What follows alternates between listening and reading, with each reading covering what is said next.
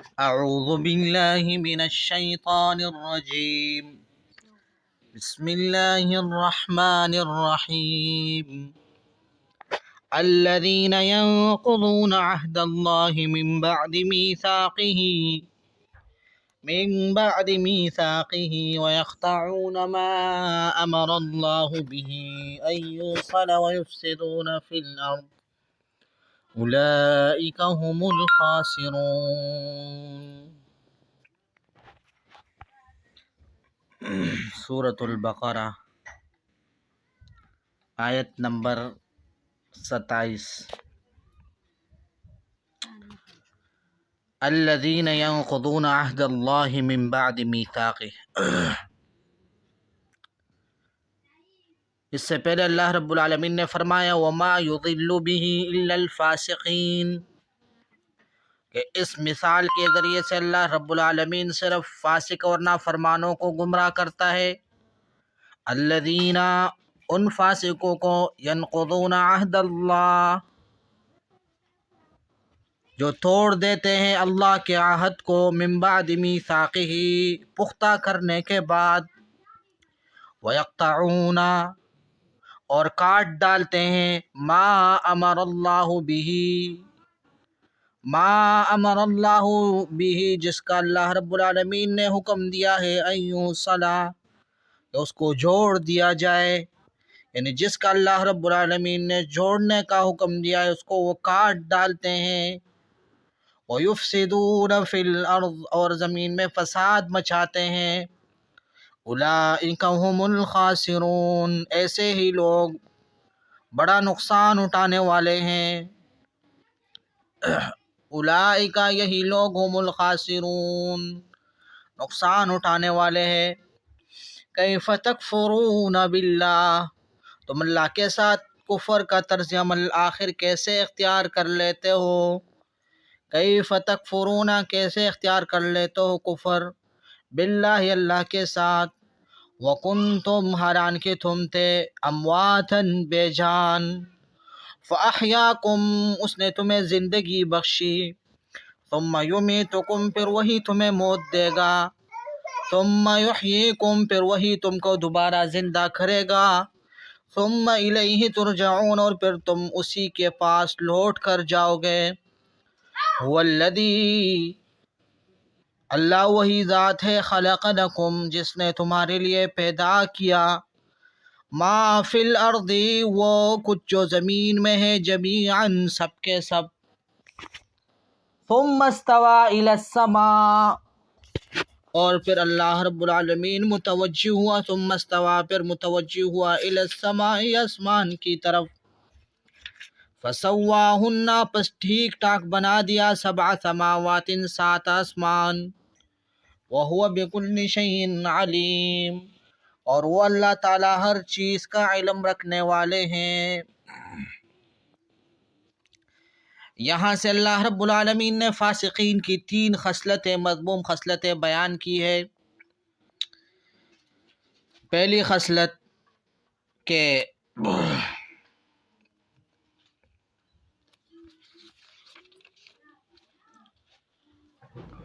الذین ینقضون عہد اللہ من بعد میثاقہ، کہ یہ فاسقین وہ لوگ ہیں جو توڑ دیتے ہیں اللہ کے عہد کو، من بعد میثاقہ، اس کے پختہ کرنے کے بعد.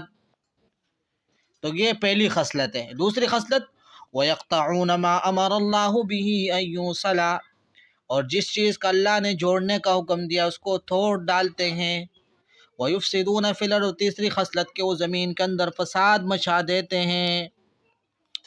اب عہد، الذین ینقضون عہد اللہ، ینقضون یہ نقض سے ہے، اور نقض لغت میں فسخ اور حل، فسخ کینسل کرنا، کھولنا، یعنی جس چیز کو مرکب کیا گیا ہے، جو چیز ملا ہوا ہو اس کو کھول دینا، اس کو ختم کر دینا، اس فعل کے برعکس جس فعل کے ذریعے سے اس کی ترکیب ہوئی ہو.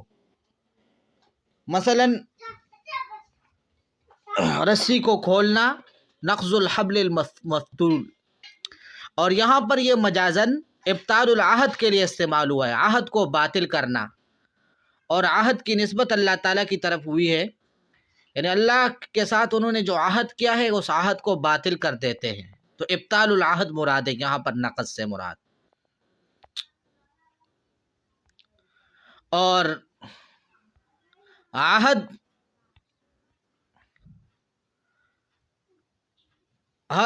یعنی عہد وعدے کو کہا جاتا ہے جس کی رعایت اور جس کی حفاظت کرنا انسان کے اوپر لازم ہو۔ عہد الیہ فی کذا، یعنی جب آدمی کسی کو وصیت کر دے اور اس وصیت کو مضبوط کر دے تو اس کو عہد کہا جاتا ہے۔ اللہ تعالیٰ کا عہد کا اطلاق کبھی کبھی کس پر ہوتا ہے؟ انسان کے عقلوں کے اندر اللہ کی توحید کے اوپر جو حجت ہوتی ہے، توحید کی جو دلیل ہوتی ہے، تو عہد اللہ سے مراد کبھی وہ ہوتی ہے، اور کبھی اس سے مراد جو اللہ رب العالمین نے لوگوں پر اپنے پیغمبروں کی زبانی واجب کیا ہو وہ مراد ہوتی ہے، یعنی شریعت اور دین اسلام، اور یا مومن اپنے اوپر لازم کر دے، شریعت نے اس کے اوپر لازم نہیں کیا لیکن مومن نے اپنے اوپر لازم کیا، اور وہ معصیت کا کام نہیں ہے جس طرح کے نظر وغیرہ، منت، تو یہ سارے اللہ تعالیٰ کے عہد میں داخل ہے۔ حافظ ابن کثیر رحمۃ اللہ تعالی علیہ فرماتے ہیں کہ عہد سے کیا مراد ہے؟ اس میں مفسرین کے مختلف اقوال ہے۔ مثلاً اللہ تعالیٰ کی وہ وصیت جو اس نے اپنے اوامر بجا لانے اور نواہی سے باز رکھنے کے لیے انبیاء علیہم السلام کے ذریعے سے مخلوق کو کی، تو اس وصیت کو عہد کہا جاتا ہے۔ یا وہ عہد جو اہل کتاب سے تورات میں لیا گیا کہ نبی آخر الزمان کے آ جانے کے بعد تمہارے لیے ان کی تصدیق کرنا، ان کی نبوت پر ایمان لانا ضروری ہے۔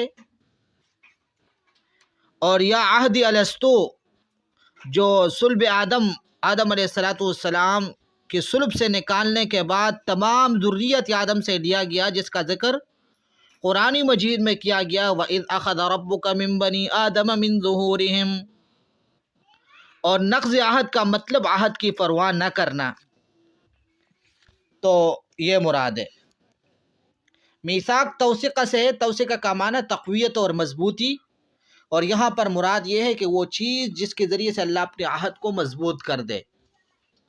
من بعد میثاقہ میں، من بعد میثاقہ یہ تو ینقضون کے ساتھ متعلق ہے، میثاقہ میں جو ہی ضمیر ہے اس کا مرجع یا تو عہد ہے یا عہد اللہ میں لفظ اللہ، اس میں اللہ کی طرف ضمیر راجع ہے۔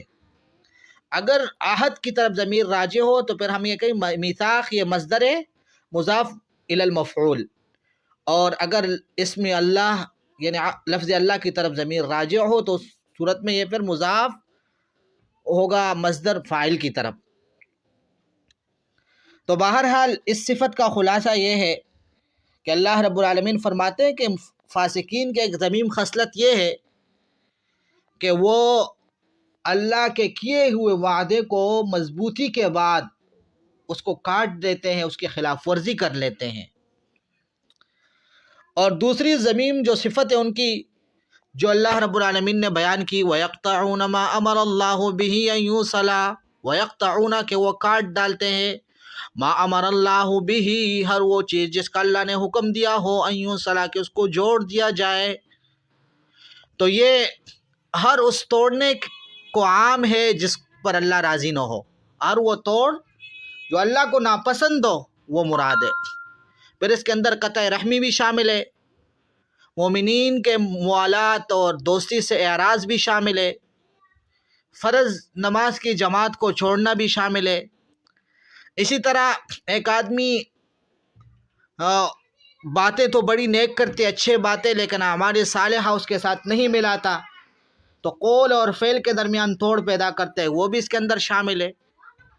اسی طرح ایک آدمی تمام خیر کے کاموں کو چھوڑتا ہے، شرور کا ارتکاب کرتا ہے، تو یہ اس کے اندر شامل ہے۔ تو یہ فاسقین کی دوسری خصلت تھی کہ جس چیز کا اللہ نے جوڑنے کا حکم دیا اس کو توڑ ڈالتے ہیں۔ تیسری صفت وَيُفْسِدُونَ فِي الْأَرْضِ کہ وہ زمین کے اندر فساد پھیلاتے ہیں۔ اب زمین کے اندر فساد، کبھی تو زمین کے اندر غیر اللہ کی عبادت کی جائے، یا زمین کے اندر کفر کا دعوت، کفر کی تبلیغ کیا جائے، دین حق قرآن رسول کے ساتھ مذاق اور استہزاء کیا جائے، اور اسی طرح غیر کے حقوق کی اس کو تلف کیا جائے، اس کے اوپر تجاوز کیا جائے۔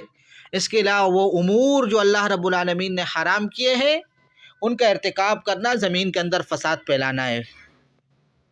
پھر اللہ رب العالمین نے فرمایا کہ یہ لوگ زمین کے اندر فساد پھیلاتے ہیں، اس بات کی طرف اشارہ کرنے کے لیے جو فساد پھیلاتے ہیں ان کی فساد کا جو نقصان ہے انہی کے اوپر منحصر نہیں ہے، بلکہ وہ اہلی زمین کی طرف پھیل جاتا ہے اور اس کا اثر پوری زمین کے اندر ہوتا ہے۔ پھر فرمایا اولئک هم الخاسرون کا انجام بیان کیا کہ یہ فاسقین جن کے پہلے 3 ذمیم خصلتیں بیان ہوئی یہ نقصان اٹھانے والے ہیں۔ خاسرون یہ خاسر کی جمع ہے، خسر اور خسران سے ماخوذ ہے، نقصان کو کہا جاتا ہے۔ اور جو آدمی اللہ کی عہد کو توڑتا ہے، اللہ نے جس چیز کا حکم دیا ہے کہ اس کو جوڑو تو اس کو جوڑتا نہیں، اس کو کاٹتا ہے، زمین کے اندر فساد مچاتا ہے، تو اس بات میں کوئی شک نہیں ہے کہ وہ اپنا حصہ کامیابی کا، فلاح اور کامرانی کا جو حصہ ہے اس کو وہ نقصان پہنچاتا ہے، اور اس کا انجام دنیا میں رسوائی اور آخرت میں عذاب ہوگا۔ حافظ ابن جریر طبری رحمۃ اللہ علیہ فرماتے ہیں کہ خاسرون خاسر کی جمع ہے، اور اس کا مطلب یہ ہے کہ اللہ کی رحمت میں سے جو ان کا حصہ تھا انہوں نے اس حصے کو نقصان پہنچا دیا بسبب معصیت لہو، اس لیے کہ انہوں نے اللہ کی نافرمانی کر دی۔ جس طرح کہ ایک آدمی تجارت کرتا ہے، تجارت میں اس کو خسارہ ہو جاتا ہے، جس کا کیا مطلب ہوتا ہے کہ اس کا جو اصل راس المال ہوتا ہے تو وہ بھی ضائع ہو جاتا ہے۔ تو اسی طرح منافق اور کافر جب اللہ رب العالمین نے جو رحمت اپنے بندوں کے لیے پیدا کی، اللہ تعالیٰ جب اس کو اس رحمت سے محروم کر دیتا ہے تو گویا کہ اس نے اپنا رحمت کا جو حصہ ہے وہ کھو دیا، ضائع کر دیا، اس لیے ان کو اللہ رب العالمین نے ناکام اور خسران والا کہا۔ یہاں تک تو اللہ رب العالمین نے ان گمراہوں کی صفات مذمومہ کا بیان کیا اور ان کے برے انجام کا بیان کیا کہ ان کو خسارے والے ہیں۔ پھر آگے اللہ رب العالمین نے ان کی طرف خطاب کر کے ان کے اوپر انکار کیا ہے، توبیخ کی ہے، ڈانٹ ڈپٹ۔ چنانچہ اللہ تعالیٰ فرماتے کیف تکفرون باللہ، تم کیسے کفر اختیار کر لیتے ہو، حالانکہ وکنتم امواتا فاحیاکم، تم موجود نہیں تھے، تم بے جان تھے، فاحیاکم اللہ نے تمہیں زندگی بخشی۔ یہ کیفا یہ اس میں استفہام ہے، احوال کے بارے میں سوال کے لیے آتا ہے، لیکن یہاں پر یہ مراد نہیں ہے کہ اللہ رب العالمین کیف تکفرون باللہ مخاطبین کے کفر کا حال معلوم کرنا چاہتے ہیں، اس لیے کہ اللہ کو سب کچھ معلوم ہے۔ یہاں پر استفہام کی صورت میں ان کے اوپر توبیخ اور انکار مقصود ہے۔ جس طرح کہ ایک آدمی دوسرے آدمی سے کہہ دے کہ کیف تؤذی اباک وقد رباک، کہ تو اپنے والد کو کیسے اذیت پہنچاتا ہے حالانکہ وہ تیری تربیت کرتا ہے۔ تو کیفا کے ذریعے سے اس نے استفہام کیا، لیکن یہ استفہام کی صورت میں اس کے اوپر انکار، اس کو ڈانٹنا مقصود ہوتا ہے۔ یہاں پر مقصد کیا ہوتا ہے کہ اس کو اپنے والد کو اذیت پہنچانے پر ڈانٹنا مقصود ہوتا ہے اور اس کے اوپر انکار مقصود ہوتی ہے۔ تو یہاں پر بھی کیف تکفرون باللہ استفہام کا مقصد انکار اور توبیخ ہے۔ اس آیت کریمہ کے اندر بلاغت اور علم معانی کا ایک اصطلاح جس کو التفات کہا جاتا ہے، غیبت سے خطاب کی طرف التفات ہے، اور التفات کی وجہ یہ ہے کہ جب کلام کا اسلوب بدل جاتا ہے تو جو سامعین ہوتے ہیں، مخاطب ہوتے ہیں، وہ کلام کو غور سے سن لیتے ہیں، اور یہاں پر اللہ رب العالمین نے اسلوب بدل دیا تاکہ لوگ ان فساق اور ان کفار کے جو غریب احوال ہے، عجیب احوال ہے، ان کو سن لے. اس لیے کہ ان کافروں کے پاس ایک ایسی چیز موجود ہے، اگر ان کے اندر یہ غور و فکر کر لے تو ان کو ایمان کی طرف رہنمائی مل سکتی ہے، لیکن پھر بھی یہ کفر کی طرف چل رہے ہیں. چنانچہ اللہ تعالیٰ فرماتے ہیں وَكُنْتُمْ أَمْوَاتًا فَأَحْيَاكُمْ، یعنی یہ اللہ رب العالمین ان کو کفر کی طرف تنبیہ کر رہے ہیں کہ تمہارا جو کفر ہے وہ جہل کی وجہ سے، جہالت کی وجہ سے تم کافر ہو. ایمان کے دلائل پر جو تمہارے سامنے موجود ہے اس پر تم نے غور و فکر نہیں کیا، اس لیے تم نے کفر اختیار کیا. اگر تم دلائل کے اندر سوچ لو تو تم کفر نہیں اختیار کرو گے. اس لیے کہ کنتم امواتن، تم بے جان تھے. اموات میت کی جمع ہے، معدوم کو کہا جاتا ہے، معدوم کے معنی میں یہاں ہے. اور احیاء کا معنی ہے خلق، پیدا کرنا. تو اس کا مطلب یہ ہے کہ تم کیسے اللہ کے ساتھ کفر اختیار کر لے تو حالانکہ تم موجود ہی نہیں تھے، اللہ نے تمہیں وجود بخشا.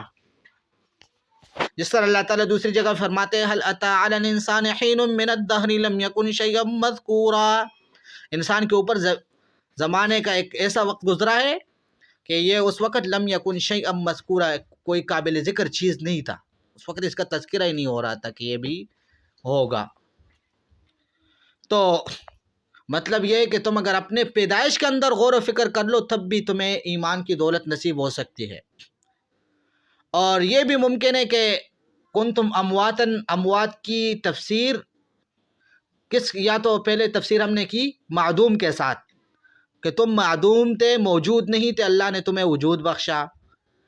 اور یا یہ ہے کہ تمہارے اندر، اموات کا معنی فاقد الحیات، تمہارے اندر زندگی موجود نہیں تھی، اللہ رب العالمین نے تمہارے اندر روح ڈال دیا.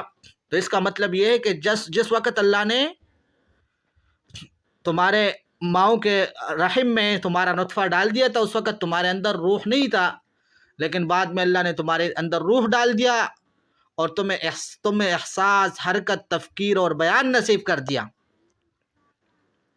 جب اللہ رب العالمین نے ان کو ان کے کفر پر توبیخ کیا تو اس کے بعد چند جملے ذکر کیے کہ انسان کے جو مختلف اطوار، مختلف حالات جس میں انسان اپنے زندگی کی ابتدا سے لے کر اپنے جو آخری مستقر جنت یا جہنم، اس وقت تک جو مختلف احوال انسان کے اوپر اطوار آتے ہیں اس کا بیان ہے.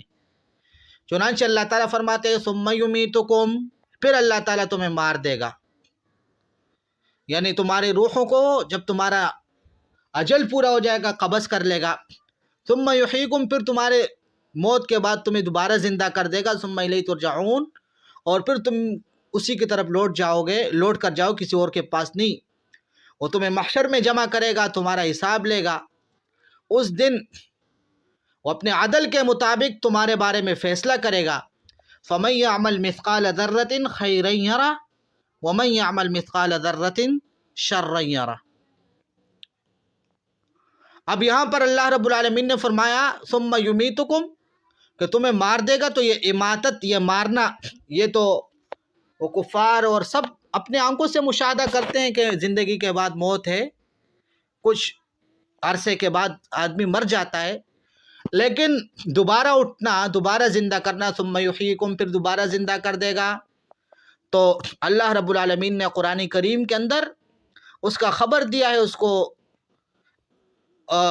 دلائل سے ثابت کیا ہے، عقلی دلائل سے بھی، نقلی دلائل سے بھی.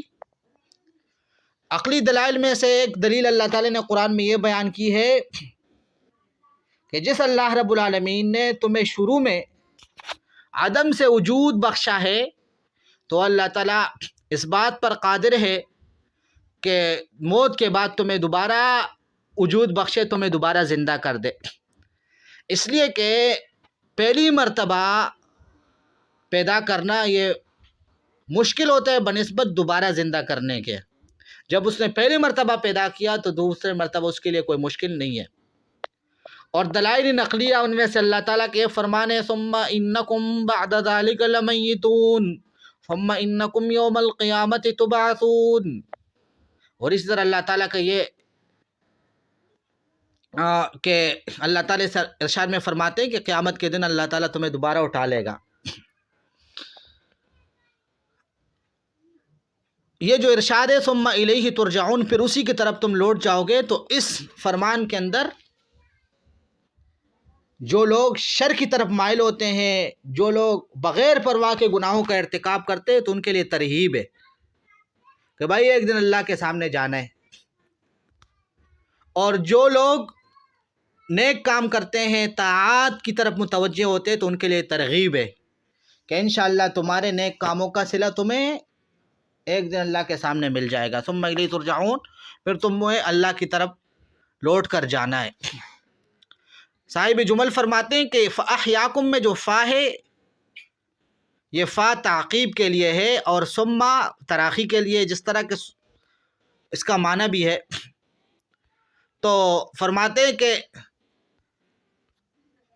موت اول، یعنی جو پہلا موت ہے، کنتم امواتن، موت اول سے مراد آدم سابق، یعنی آدمی کے پیدائش سے پہلے جو آدم ہوتا ہے وہ مراد ہے۔ اب فاحیاکم میں جو حیات ہے، حیات اولا سے مراد اس کی پیدائش ہے۔ موت ثانی جو دوسرا موت ہے، تو یہ آدمی کا جو معہود اور معروف موت ہے، جب آدمی زندگی کے بعد مرتا ہے، وہ مراد ہے۔ دوسری جو زندگی ہے، ثم یحییکم، حیات ثانیہ سے مراد حیات للبعث، موت کے بعد دوبارہ زندہ ہونا حساب کتاب کے لیے۔ تو یہاں پر فا اور ثم اپنے معنی پر ہے، فا تعقیب کے لیے ہے، اس لیے کہ کنتم امواتن، انسان جب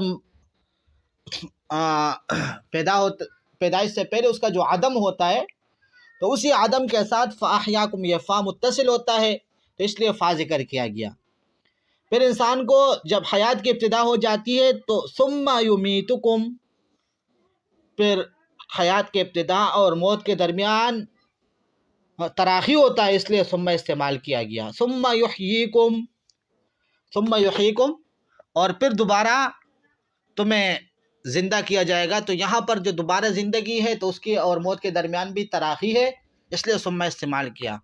اور اسی طرح ثم الیہ ترجعون، پھر جزا کی طرف لوٹ کر جانا، یہ بھی بعض سے متراخی ہے، اس لیے یہاں پر بھی ثم استعمال کیا گیا۔ یہ بہترین تفسیر ہے عبداللہ ابن عباس، عبداللہ ابن مسعود، مجاہد رضی اللہ عنہم کی طرف یہ منسوب ہے۔ اللہ تعالیٰ فرماتے ہیں هو الذی خلق لکم ما فی الارض جميعا، اللہ تعالیٰ وہ ذات ہے جس نے تمہارے لیے پیدا کیا وہ کچھ جو آسمان میں سب کے سب، ثم استوى الی السماء، پھر آسمان کی طرف متوجہ ہوا، فسواہن سبع سماوات، بس اس نے 7 آسمان بنائے، وہ بکل شیء علیم، وہ ہر چیز کو جانتا ہے۔ اس سے پہلے آیات میں اللہ رب العالمین نے اپنی قدرت اور اپنے وحدانیت کے دلائل بیان کیے، لیکن وہ دلائل جن کا تعلق مکلفین کے ذات کے ساتھ تھا، یعنی دلائل انفسی کا بیان تھا۔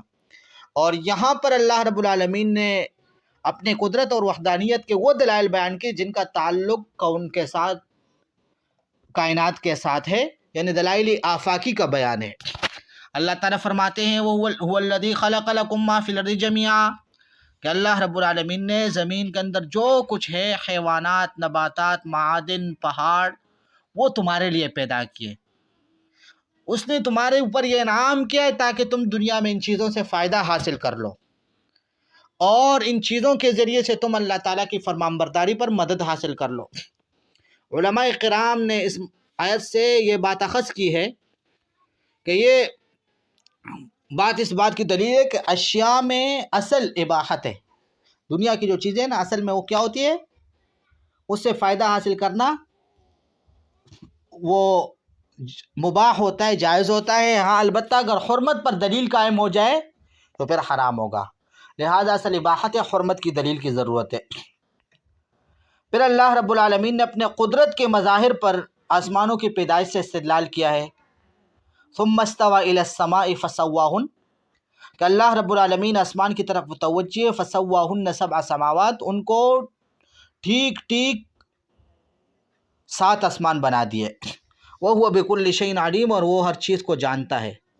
استوى إلى السماء کا معنی اقبل وعمد الیہ بارادتہ، کسی چیز کی طرف متوجہ ہو جانا، کسی چیز کا ارادہ کر لینا۔ اور سواہن تسویہ سے، تسویہ کا معنی برابر کرنا، خلقت کے اندر برابری معتدل انداز میں پیدا کرنا۔ سما سے مراد ایک آسمان سے مراد، یعنی ایک آسمان مراد نہیں ہے، بلکہ اس سے تمام آسمان مراد ہے۔ اس لیے فسواہن میں ہن جمع مؤنث کی ضمیر اس کی طرف راجع ہے۔ اور بعض حضرات فرماتے ہیں، بعض سلف کے ثم استوى الى السماء کا معنی ہے علی الیہ وارتفع، کہ اللہ تعالیٰ آسمان کے اوپر مستوی ہو گیا، لیکن من غیر تکییف ولا تحدید ولا تشبیہ۔ استواء علی العرش کا مسئلہ انشاءاللہ آگے آ جائے گا۔ بہرحال پھر اللہ رب العالمین آسمان کی طرف متوجہ ہوا، اس نے 7 آسمان برابر ٹھیک ٹھاک بنا دیے۔ اب یہاں پر پہلے اللہ رب العالمین نے زمین کا ذکر کیا، اس کے بعد آسمان کا ذکر کیا، اس لیے کہ زمین اللہ کی کمالی قدرت پر زیادہ دلالت کرتی ہے، اس لیے کہ زمین انسان کے قریب ہے۔ ثم استوى جو جملہ ہے خلق لکم پر عطف ہے، اور یہ ثم کے ذریعے سے جو عطف کیا گیا ہے تو اس میں مقصود آسمان کی پیدائش کا بڑا ہونا، یعنی زمینوں کی پیدائش کی بنسبت آسمانوں کی پیدائش وہ زیادہ عظیم اور زیادہ بڑا ہے، اس لیے ثم کے ذریعے سے تعبیر کیا گیا۔ اور فسواہن کہ اللہ رب العالمین نے آسمانوں کو ٹھیک ٹھاک بنا دیا، یعنی آسمانوں کی پیدائش میں کسی قسم کی کوئی خلل، کوئی اضطراب نہیں ہے۔ چنانچہ اللہ تعالیٰ فرماتے ہیں ما تری فی خلق الرحمن من تفاوت، رحمان کی پیدائش کے اندر آپ کو کوئی تفاوت نظر نہیں آئے گا۔ اور یہ جو جملہ ہے وَهُوَ بِكُلِّ شَيْءٍ عَلِيمٌ کہ اللہ رب العالمین ہر چیز کا علم رکھتے ہیں، تو یہ سابقہ جو مضمون تھا، یعنی زمینوں اور آسمانوں کی پیدائش حکیمانہ طریقے سے، اسی جملے کی مزید تقریر اور تاکید ہے کہ وَهُوَ بِكُلِّ شَيْءٍ عَلِيمٌ، یعنی چونکہ اللہ رب العالمین علیم ذات ہے، ہر چیز کو جاننے والی ذات ہے، وہ اس بات کو جانتا ہے، اس کے علم نے ہر چیز پر احاطہ کیا ہوا ہے، تو اس بات کو جانتا ہے کہ کون سی چیز کہاں پر رکھنا مناسب ہے۔ لہٰذا اس نے جو مصنوعات کو، جو کائنات کو جس ترتیب پر بنایا ہے، یہی ترتیب زیادہ موافق اور زیادہ مناسب ہے۔ پھر یہاں پر مفسرین کرام نے، حافظ ابن کثیر رحمۃ اللہ تعالی وغیرہ نے ایک اور بات کی ہے، اور وہ یہ ہے کہ اللہ رب العالمین نے زمین کو پہلے پیدا کیا اور یا آسمان کو پہلے پیدا کیا۔ تو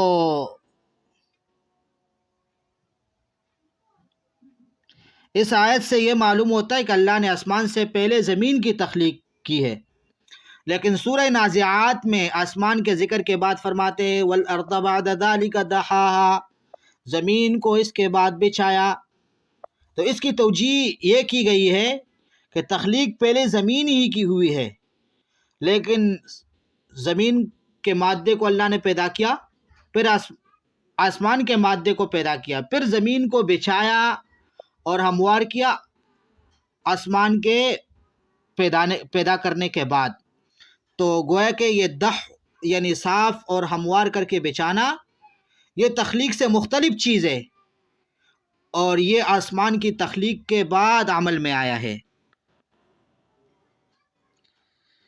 اور اس سے ایک بات یہ معلوم ہو گئی کہ آسمان ایک حسی وجود اور حقیقت رکھتا ہے، محض بلندی کو سما سے تعبیر نہیں کیا گیا۔ دوسری بات یہ معلوم ہوئی ہے کہ ان کی تعداد 7 ہے، اور حدیث کے مطابق 2 آسمانوں کے درمیان 500 سال کی مسافت ہے۔ اور زمین کی بارے میں قرآن کریم میں ہے وَمِنَ الْأَرْضِ مِثْلَهُنْ، اور زمین بھی آسمانوں کی مثل ہیں۔ اس سے زمین کے تعداد بھی 7 ہی معلوم ہوتی ہے، جس کی مزید تائید ایک حدیث سے بھی ہوتی ہے کہ رسول اللہ صلی اللہ علیہ وسلم نے فرمایا من اخذ شبرا من الارض ظلما فانه يطوقه يوم القیامة من 7 ارضین، جس نے ظلماً کسی کی ایک بالش زمین لے لی تو اللہ تعالیٰ اسے قیامت کے دن 7 زمینوں تک توق پہنائے گا۔ تو اس سے یہ معلوم ہو گیا کہ زمین بھی 7 ہے۔ چلو آج کے لیے اتنا ہی کافی۔ وآخر دعوانا ان الحمد للہ رب العالمین۔ السلام علیکم ورحمۃ اللہ وبرکاتہ۔